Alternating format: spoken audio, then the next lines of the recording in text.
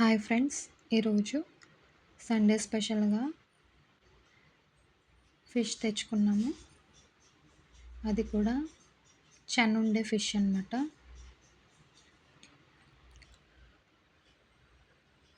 నేను ఇప్పుడు ఇది వాష్ చేసుకుంటున్నాను, క్లీన్ చేసుకుంటున్నాను. ఇప్పుడు తయారీ విధానం చూద్దాము. ముందుగా కావాల్సిన పదార్థాలు: మిక్సీ పట్టిన ఆనియన్స్, అలాగే పసుపు కారం కలుపుకున్న ఫిష్ పీసెస్, ఇంకా మసాలాలు, వెల్లుల్లిపాయలు, జీలకర్ర, అల్లం వెల్లుల్లి పేస్ట్, ఇంకా నార్మల్ మసాలా అన్నమాట. ఇంకా పచ్చిమిర్చి, కొత్తిమీర కూడా తీసుకున్నాం. పసుపు కారం, ఉప్పు, చింతపండు పులుసు తీసుకున్నాం. ఇప్పుడు మట్టి పాత్ర తీసుకున్నాం, అందులో ఫిష్ కర్రీ ప్రిపేర్ చేసుకోవాలి. సో అందులో ఉన్న నీరు ఇంకిపోయాక మనం ఆయిల్ వేసుకోవాలన్నమాట. సో ఆయిల్ ఒక 5 to 6 స్పూన్స్ వేసుకోవాలి. అది కొంచెం మరిగాక, ఆయిల్ మరిగాక మిక్సీ పట్టిన ఆనియన్ పీసెస్ అయితే వేసుకోవాలన్నమాట.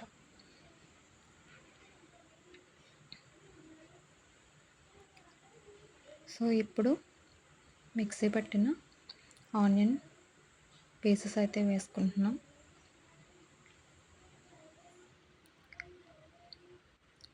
మీడియం సైజులో నేను మిక్సీ పట్టాను.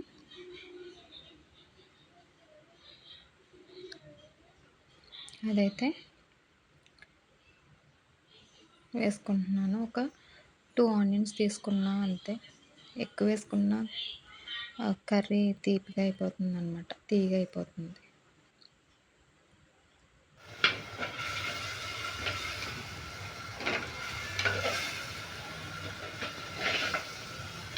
సాల్ట్ పసుపు వేయాలండి. అది పట్టకుండా కల్లుప్పు,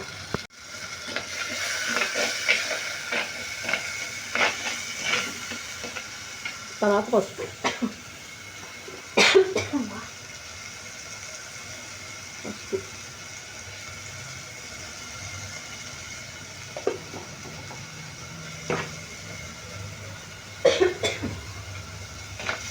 చూడండి ఫ్రెండ్స్ కర్రీ ఎలా ఉందో.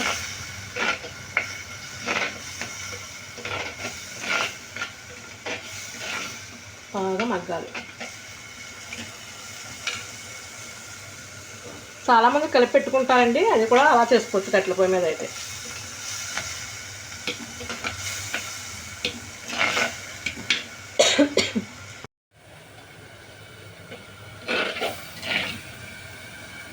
ఫ్రెండ్స్ దగ్గరగా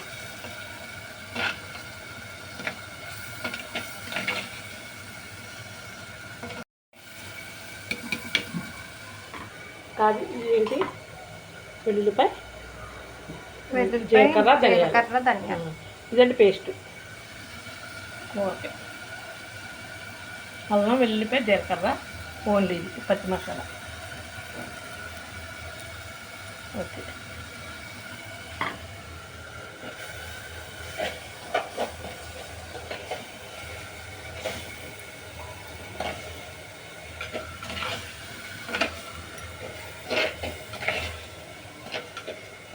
చేపల కూరలో టమాటా వేయం ఫ్రెండ్స్ మేము.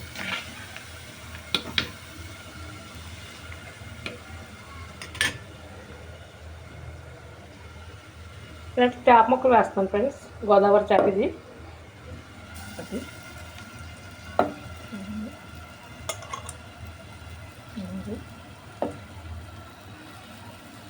వేసాను ఫ్రెండ్స్. ఇప్పుడు కారం, మిర్చి ఆడించిన కారం వేస్తాను. 2 స్పూన్లు వేస్తాను, 2.5 స్పూన్లు.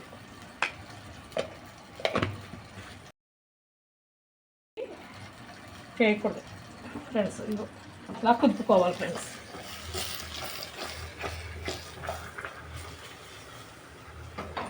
ఇట్లా కుదుపుకోవాలి. కనిపిస్తుందా ఫ్రెండ్స్?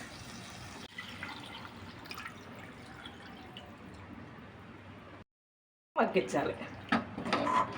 కారం, ఉప్పు, ఉప్పు, పులుపు అన్నీ ఇందులో సరిపో. టమాటా వేయం, చేపల కర్రీకి టమాటా వేయకూడదు, దాని టేస్ట్ బాగోదు. దేనికి దానిలో టేస్ట్.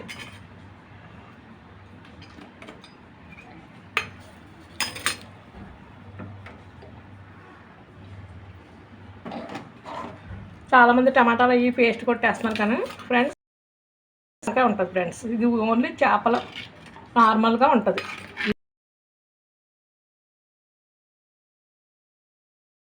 కూర ఇలా మగ్గుతుంది, నూనె ఇలా తేలాలి కర్రీకి.